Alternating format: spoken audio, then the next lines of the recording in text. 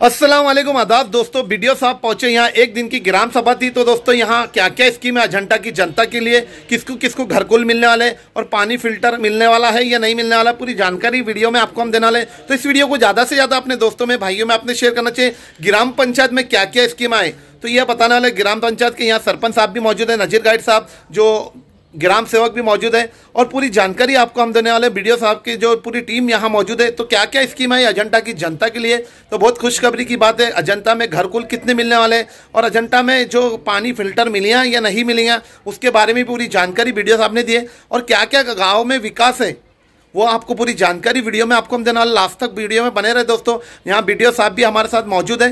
तो ज़्यादा से ज़्यादा वीडियो को अपने दोस्तों में भाइयों में अपने शेयर करना चाहिए। अजंता की जनता के लिए स्कीम है जो ग्राम पंचायत में, वो आपको पूरी जानकारी देने वाले हैं। अगर दोस्तों अगर पूरा वीडियो देखना चाहते हैं आप तो आरिफ खान फेसबुक पेज पे जाके देख सकते हैं। लाइव बताया हमने कल का। हे बघा, जनजागृती करा, पाणी चांगलं आहे। हे बघा सर, आज एक प्रश्न आहे। लिलाव न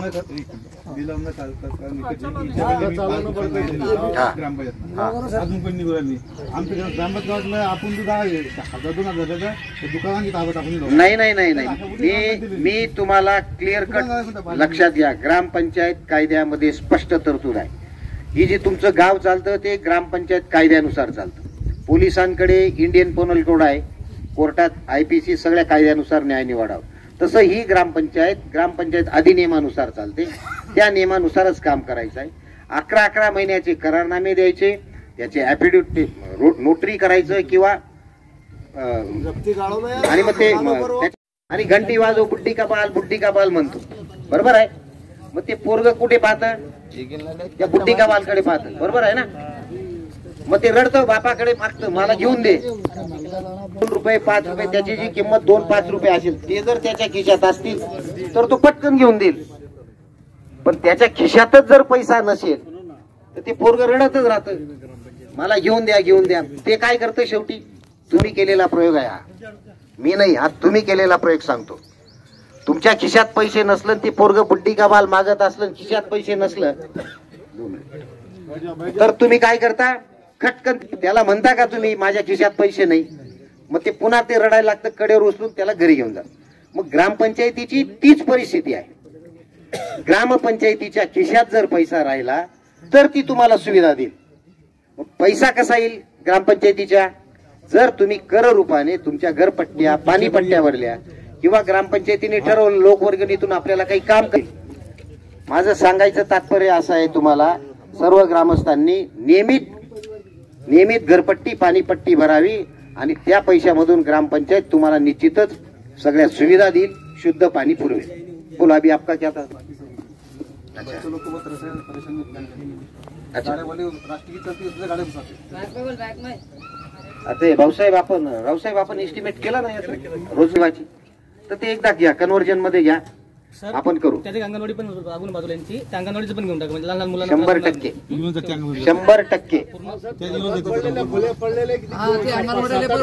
मी आज बघा, लक्षात घ्या, मी तुमच्या गावातल्या अंगणवाड्यांना व्हिजिट करणार आहे। अंगणवाडीचा टायमिंग 4 असतो, शाळेचा व्हिजिट करणार आहे, पशुवैद्यकीय दवाखान्याला व्हिजिट करणार आहे, प्राथमिक आरोग्य केंद्र किंवा उपकेंद्र असेल त्याला व्हिजिट करणार आहे, सगळ्याच बाबींना आज व्हिजिट करणार आहे। अजून काही कोणाचा प्रश्न? हमारा रास्ता जो है तो फजा साल भर हो गए, जो ठप्पर सुबह चलते वो रास्ते बन गए, हमारे को रास्ता चलने को नहीं, बरसात में इतनी परेशानी होती है पूरा इंदिरा नगर। काय अडचण भाऊसाहेब? आगे जाके खड़ा रहना। काम मंजूर नाही, तुम्ही प्रस्ताव दिला का? बर, प्रस्ताव माझ्याकडे आले आहे रोजगार हमी मधला।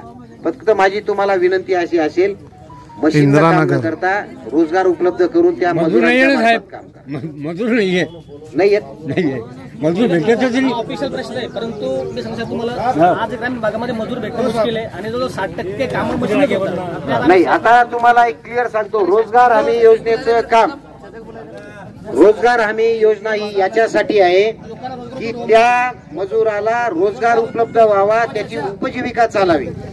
ती योजना नाही जो अंग मेहनतीचं काम करल, जो बाहेर गावी कामाला जाण्यापेक्षा तो दोस्तों अजंता में जो ग्राम सभा में घरकुल के मुद्दे पे बात हुई और अजंता के विकास के बारे में बात हुई, कचरे के बारे में बात हुई, पूरी जानकारी इस वीडियो में आपको हम देना, लास्ट तक बने रहे हमारे साथ। युवा लीडर हमारा राजकीय लीडर भी है। दिवस असतात, पाय घसरून पडू शकतात, हातपाय मोडू शकतात, लाखो रुपये दवाखान्यावर खर्च होतो, मग 12,000च्या शौचालयासाठी आपण शौचालय बांधू नये, तर ते आपल्या कुटुंबाच्या संरक्षणासाठी बांधायचं आहे। त्याच्यानंतर लहान मुलं हे उघड्यावर जातात, अचानक कुठेही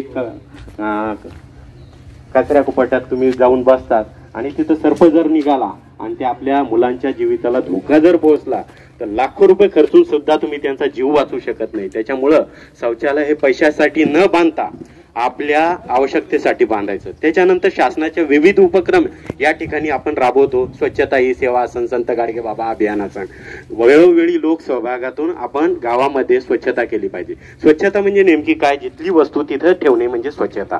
जी वस्तू आपण जमिनीतून घेते ती त्याच्यामुळं आपला घर, आपला परिसर स्वच्छ ठेवायचा। आपल्या घरात निघणारा जो कचरा आहे, ओला कचरा म्हणजे काय, जो कुजणारा आहे असा कचरा वेगळा करायचा, आणि जो सुका कचरा आहे म्हणजे प्लास्टिक असेल, लोखंड असेल, रबर असेल, काच असेल, हा जो विकतो भंगारमध्ये ते वेगवेगळा करायचा, तो ग्रामपंचायतच्या सार्वजनिक कचरा कुंड्यात टाकायचा।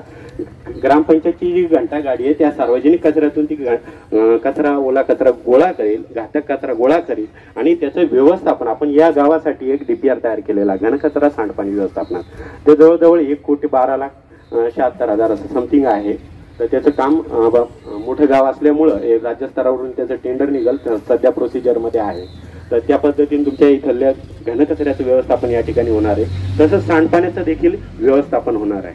त्यामुळे प्रत्येकाला विनंती राहील की कुटुंब स्तरावर आपण कचऱ्याचं वर्गीकरण करा, जेणेकरून ग्रामपंचायतवर त्याचा भार पडणार नाही।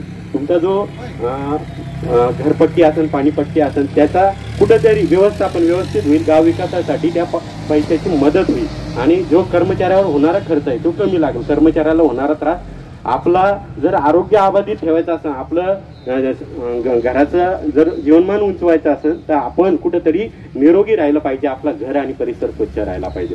त्याच्यानंतर 1 जुलै 2022च्या कायद्या शासन निर्णयानुसार प्लास्टिक बंदी आहे। प्लास्टिक हे पर्यावरणास घातक आहे, ते पर्यावरणाचा ऱ्हास करतं, त्याच्यापासून कॅन्सर असे भयानक रोग होतात। त्याच्यामुळे प्लास्टिकचा वापर टाळायचा आहे, कागदी किंवा कापडी पिशव्यांचा वापर करायचा आहे।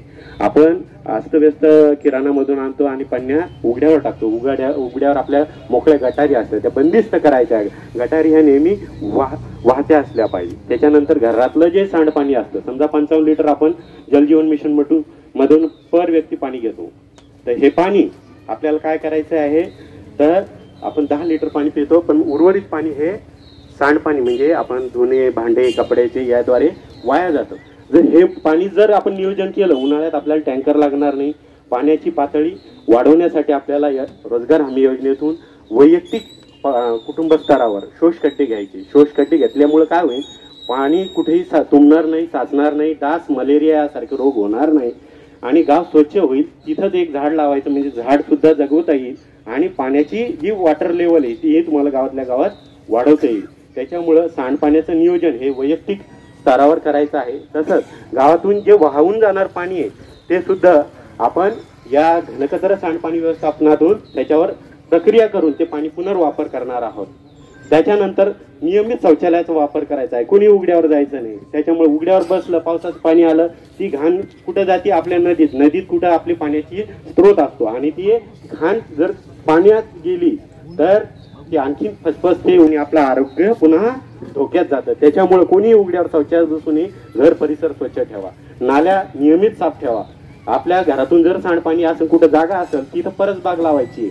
परसबागामधून आपल्याला उत्पन्न भाजीपाला पिकवता येईल, फळाची लागवड करता येईल। त्याच्यानंतर घराजवळ आजूबाजूला खोडटी, झोडपे, गाजर, गवत ते असेल तर त्याचं निर्मूलन नियमित साफसफाई करायची। ते सगळ्यांनी घ्यावं, जेणेकरून पाणी कुठेही थांबणार नाही आणि आपले जे गावात घर आहे अस्वच्छ असले तिथं रंगरंगोटी करून घ्या, जेणेकरून गाव आणि परिसर स्वच्छ दिसेल।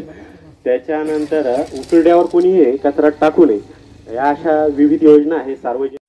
तो दोस्तों वीडियो में तो आपने देखे क्या क्या स्कीम है। अजंता शहर में एक दिन की ग्राम सभा थी, बीडीओ साहब यहाँ पहुंचे थे और पूरी स्कीम के बारे में अगर जानना चाहते हैं दोस्तों, आरिफ खान फेसबुक पेज पे मैंने लाइव डाले हुआ है, वो जाके आप देख सकते हैं और पूरा वीडियो भी अपलोड करे हुआ है। अजंता न्यूज़ पे भी पहला पार्ट अपलोड करा है, ये दूसरा पार्ट है दोस्तों। आपको बता रहे अजंता शहर में फिल्टर पानी मिले या नहीं मिले, उसके बारे में भी आपको जानकारी दिए और घर कुल कितने लोगों को मिले और किसको मिले उसके बारे में भी आपको पूरी जानकारी दी है। अजंता न्यूज़ को लाइक करें, शेयर करें, सब्सक्राइब करें, बने रहे दोस्तों हमारे साथ अजंता न्यूज़ पे।